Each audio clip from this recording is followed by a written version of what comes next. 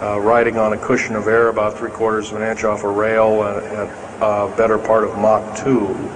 And he's actually been on one of these trains. I've only been in one of the tunnels and helped build some of the tunnels. Incidentally, I helped work on 13 deep underground military bases. Had hands-on experience. Notorious was the one in and around the Dulce, the southeastern and southwestern sides of Dulce, New Mexico, in the Los Alamos laboratory regions, where we built some hermetically sealed rooms that were very deep, going down over a mile. We also built additions onto Groom Lake and S2 and S4 complexes. There are a total of 9 underground. They're called DUMBs. Like, you can learn a lot from this dummy, but DUMB stands for Deep Underground Military Base, and or a deep underground DUM2, for instance, is a submarine base, and I helped build a few of those too, which are off our continental shelves and then certain islands and out in the Atlantic and the Pacific in strategic locations. All this, I can hardly, in an hour's time, I can hardly squeeze all this in, so I'll be kind of rambling here if you just bear with me.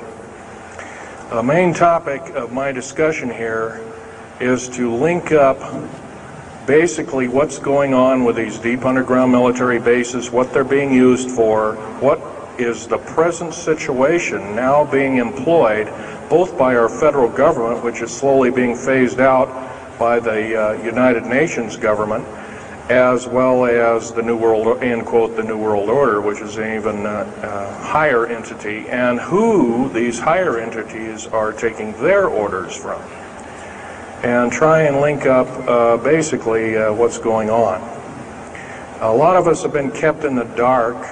We've been given, maybe most recently over here, photographs of an alien at Roswell. I'll just make a very brief statement about that. The photographs cannot stand up to a computer grain analysis test and therefore are retouched or faked. They're not real. The real one, the real photograph of the charred or dead alien that was, or one of the several that were autopsied, is over here, was given to me by a friend by the name of Skip Frombach of Seattle.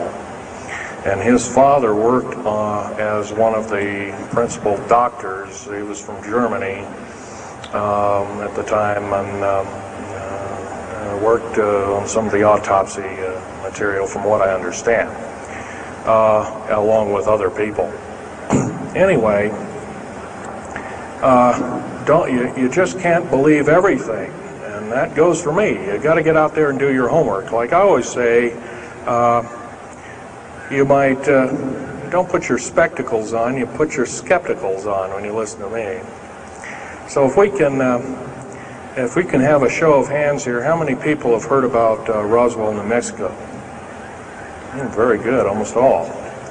And how many people have heard about the black helicopters and the other kinds of flying saucers type equipments out at Groom Lake and other places? Very good. Well, this obviously is a nice enlightened audience. Most of you have probably seen what a black helicopter is, or maybe even gotten rare glimpses of an F-117A black jet, or stealth as they're often called, or a B-2 bomber, or B-1 bomber, or some of these other sophisticated aircraft that are now being touted as the new technology. Once again, where did we get this new technology? Well, obviously we've had a little hand in that. Our little alien so-called buddies, have kind of exchanged things, not without a great cost. The cost of which has been a lot of people have disappeared.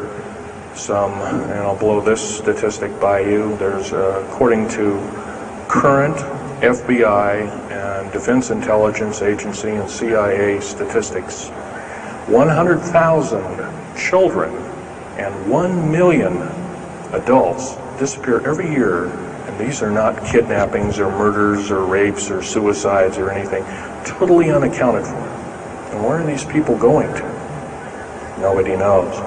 Maybe one of us in this room or somebody has encountered such an individual and lost a loved one or a friend or something, and that's unfortunate. My best friend, Ron Lee Rummel, several years ago, got himself murdered because we dared to put out in print, at that time I was still working for the government, and so was he, we dared to put in print the so-called the Strategic Defense Initiative, or Star Wars, as part of the New World Order and takes its actions. It was originally written as a kind of a spoof or a joke. We had one of these alien greys dressed up and had New World Order insignia on, and of course that wasn't taken very nicely, and my friend got himself murdered. It was called a suicide, but now it's been turned over to special authorities who now acknowledge it was a homicide. Other than that, I'd like to also mention something about my father. My father was a U-boat captain in Hitler's Navy, and he got captured and taken over. I didn't find this out until about 2 weeks before he died on his deathbed. He kind of told everybody in total shock. I was one of them. In fact, I didn't believe him. I thought he was kind of in delirium or something like that. And of course, other things have come up since. And so, anyway, he was captured by the French, turned over to the Third Army, the U.S. Third Army, and then U.S. Third Army turned him over to the Navy. And he was a master machinist. Now, that's not a journeyman. A master means that they can take a block of metal and make a gun or a watch or some other fine instrument. And he was a master machinist. He later became an MD doctor and part of the aerospace medicine group of the United States Navy. Was instrumental in helping build the USS Nautilus and its first nuclear-powered predecessor, the Enterprise, the first nuclear-powered aircraft carrier, and other ships like it.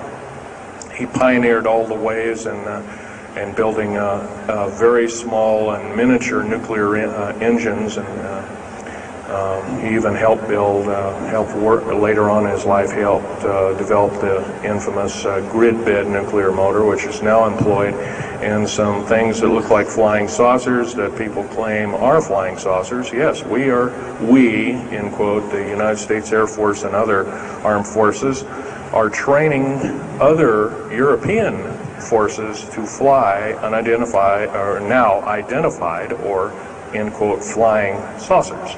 We've actually built several prototypes that are flying under names of black craft. My position as a geologist and engineer got me to see a lot of things in the world. I've been in over 70 countries. Also worked for NATO. I carried a level 3 security clearance with a rhyolite factor. Rhyolite is a hardened factor, only given out to a handful of civilians and maybe a couple of hundred military men worldwide. I thought I was doing the nation, United States, as well as the world a favor by, I thought I was kind of keeping my end up. Well, it didn't work out that way. I was to later find out that these underground bases are now being employed as strategic bases for, in case there is martial law in this country.